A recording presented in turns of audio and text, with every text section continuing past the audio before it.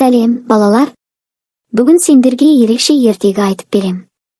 Бұл ертегі жай ғана жануарлар туралы емес, бұл бір-біріне сенім артқан, қиындықты бірге жеңген, өмірдің мәнін түсінген екі жануар, сиыр мен жылқы туралы. Еркін отырып тыңдаңдар, ал соңында арнаға жазылып, ертегі әлемінен алшақтамаңдар.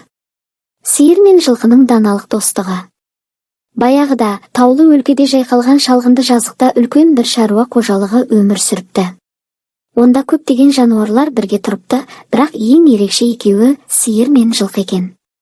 Сиыр байсалды, көп сөйлемейтін, әрбір сөзі мағыналы, ал жылқы сергек, қуатты, батылмен. Бір-біріне мүлде ұқсамайтын бұл екеуі қалай дос болды екен.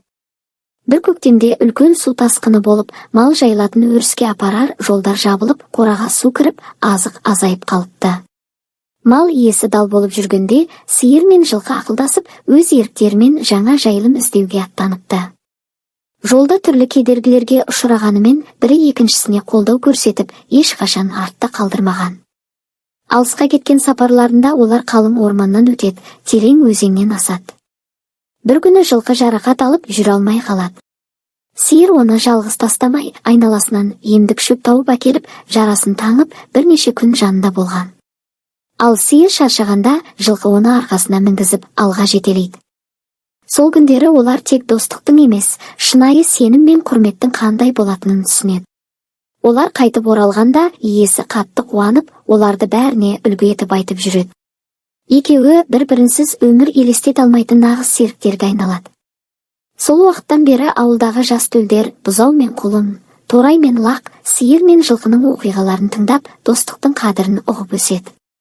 Олардан, дос болу үшін ұқсас болу керек пе? Деп сұрағанда сиыр жымиып, жоқ, дос болу үшін бір жүрек, бір сенім, бір тілек керек дейді.